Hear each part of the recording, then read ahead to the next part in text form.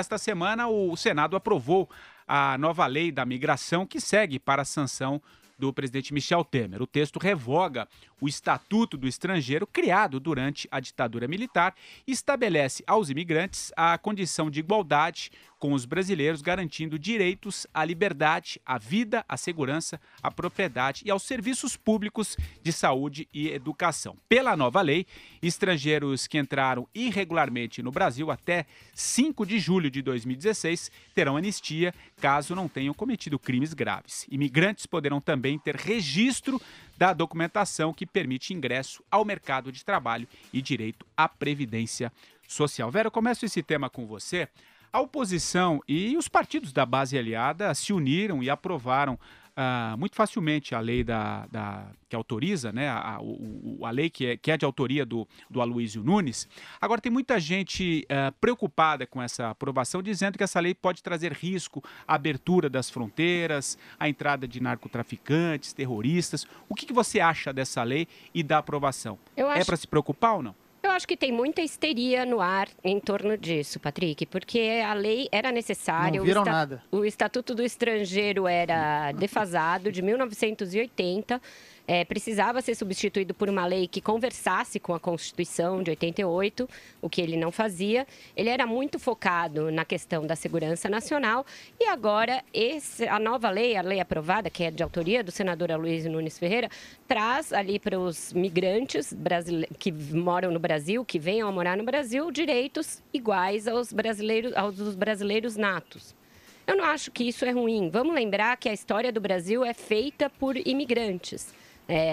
O desenvolvimento do Brasil está diretamente ligado a várias ondas migratórias que houve no país, desde os portugueses, os próprios portugueses, passando pelos espanhóis, veio francês, veio holandês, veio sírio, veio libanês, veio tudo. São Paulo, por exemplo, é o lugar que congrega a maior parte dessas colônias de imigrantes.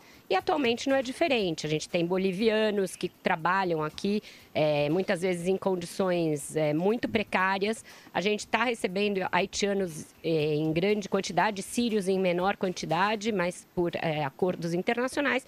E o Brasil é signatário de uma série de acordos internacionais, precisava garantir aos migrantes direitos ali de cidadania.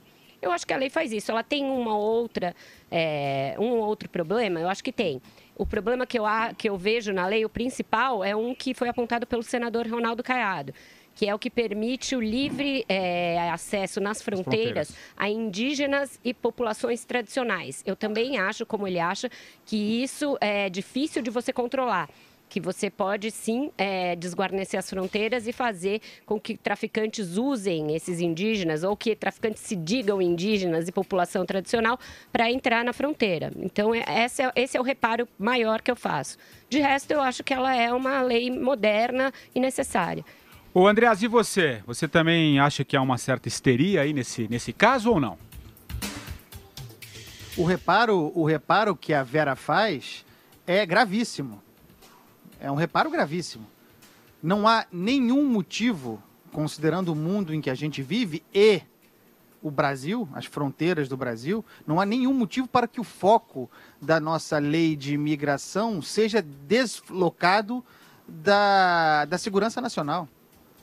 Eu vou ser incoerente se eu achar essa aprovação dessa lei, o texto dessa lei, razoável.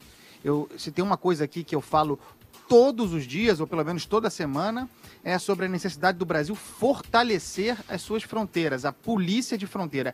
E essa lei, e eu ali, são 42 páginas, ela enfraquece a polícia de fronteira.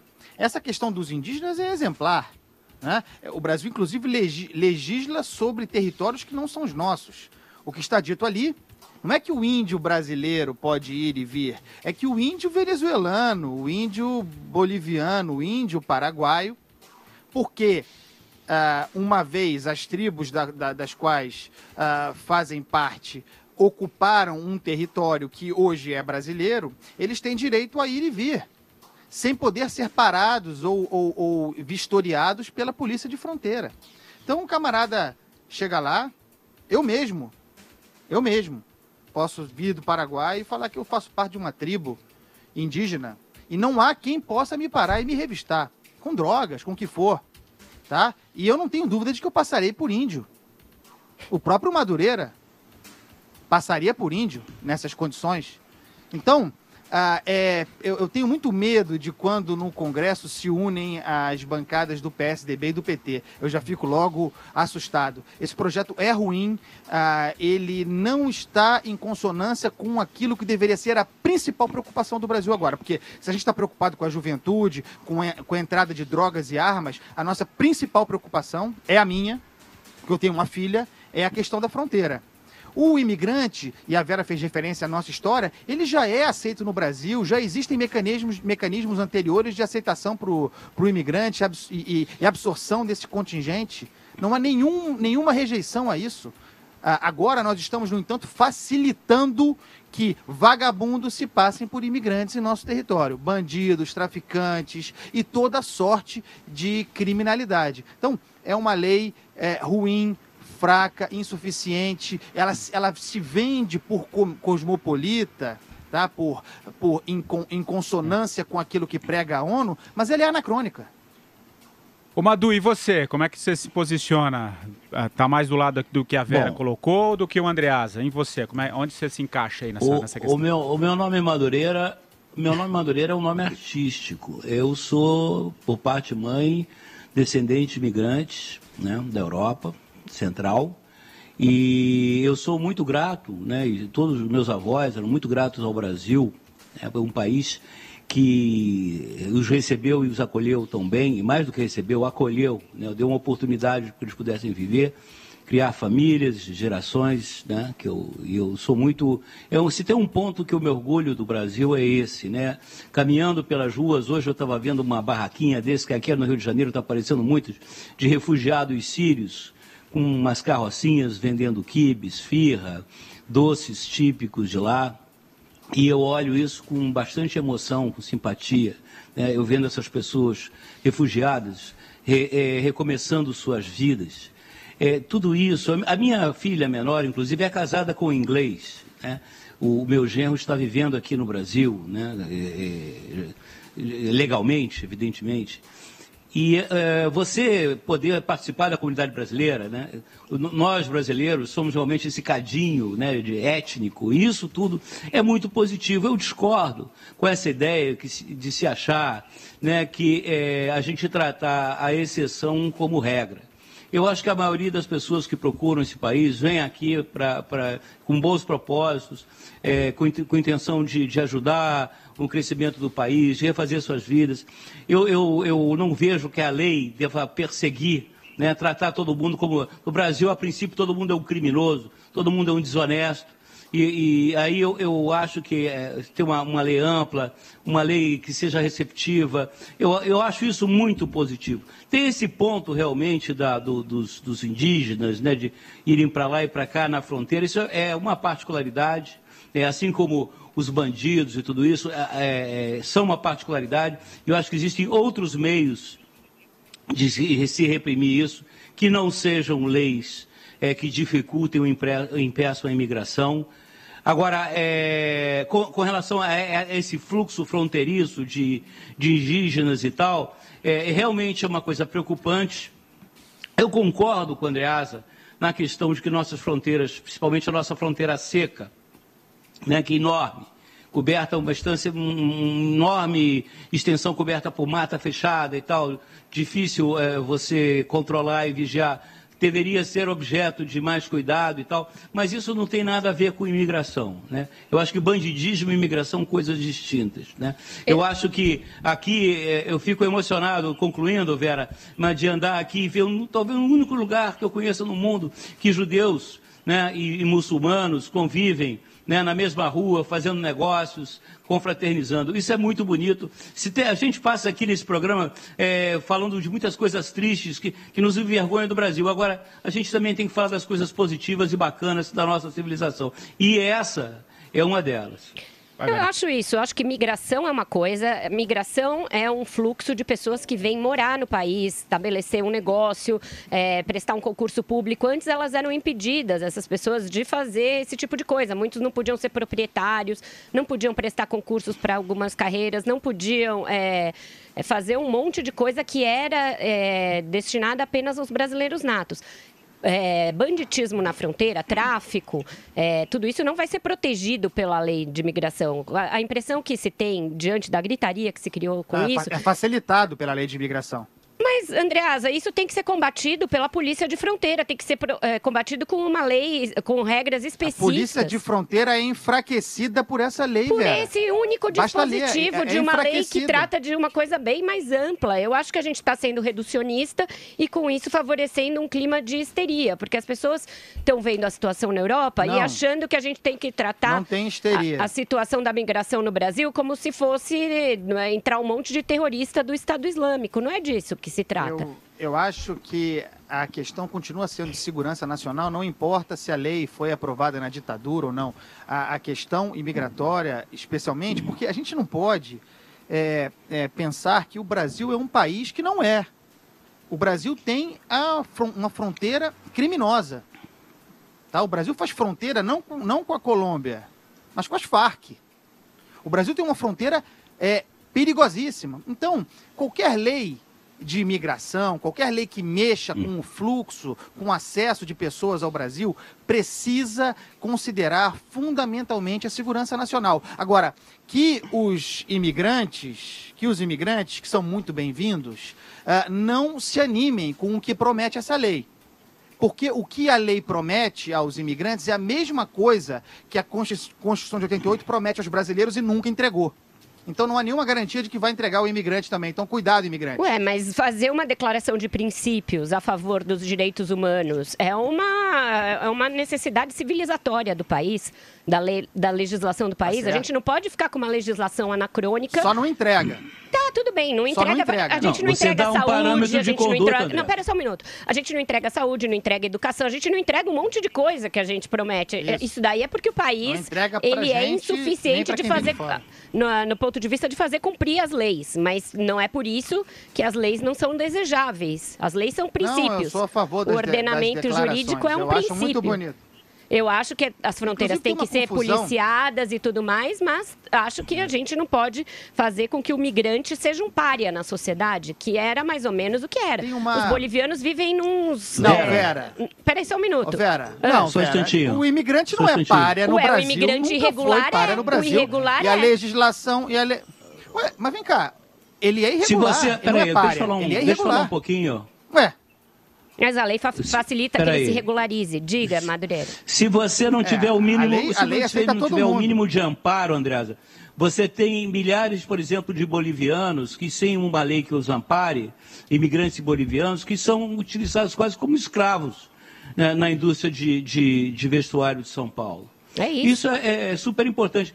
Para o bandido, Andreasa, para o traficante, para o guerrilheiro, mais lei ou menos lei não vai fazer diferença nenhuma. Ele vai continuar transgredindo.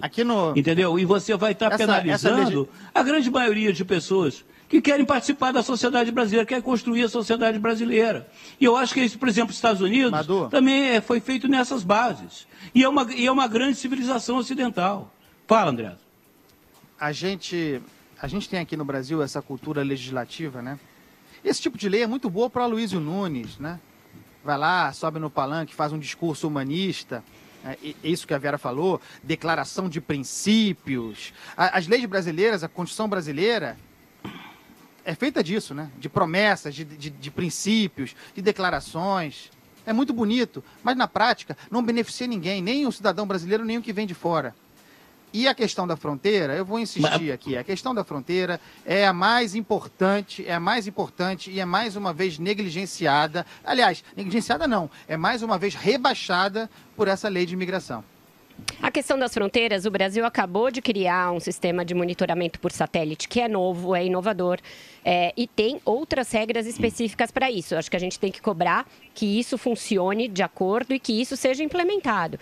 Agora, você não pode deixar que os imigrantes que moram no país, que residem aqui, que trabalham aqui, não possam, por exemplo, pagar impostos no país por se regularizarem. Eu acho que a lei ela é modernizante nesse sentido, ela moderniza as relações de trabalho, ela moderniza o acesso aos serviços públicos. É disso que a gente Nem tudo na lei é falar. ruim, Vera.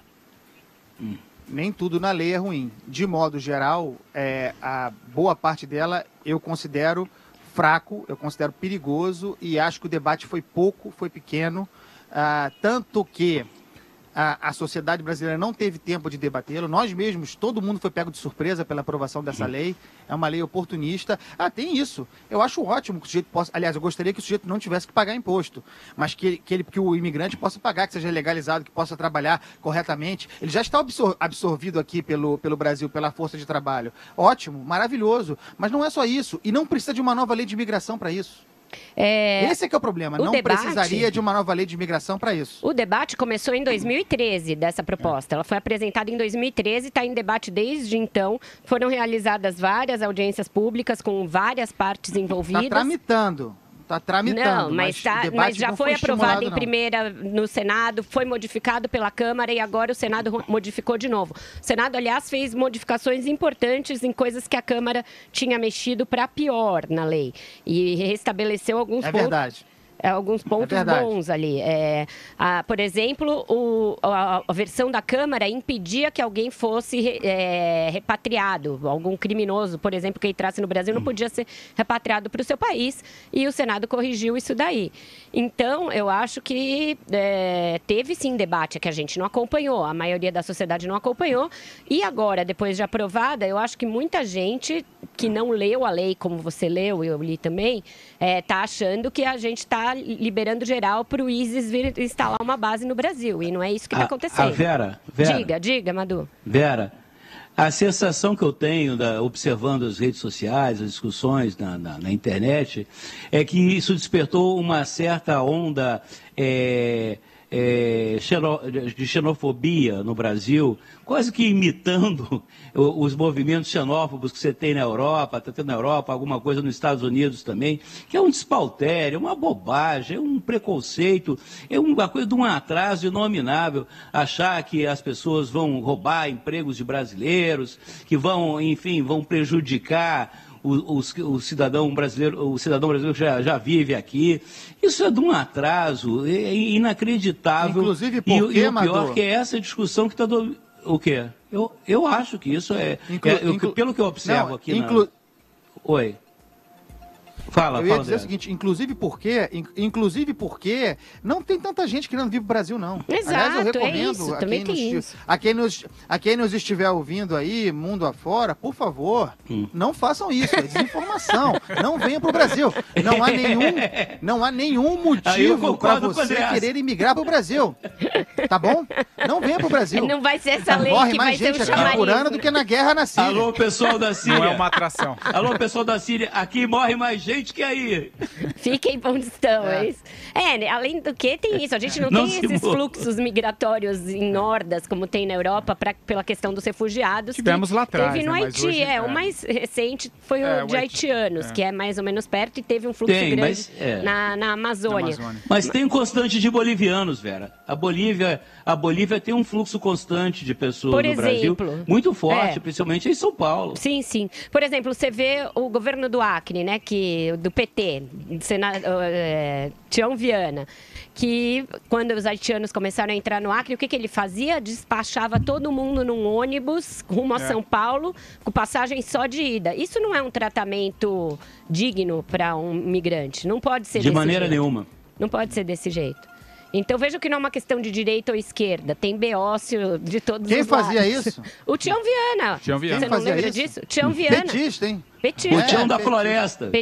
Tião Viana punha todo mundo no ônibus e mandava, né, embora.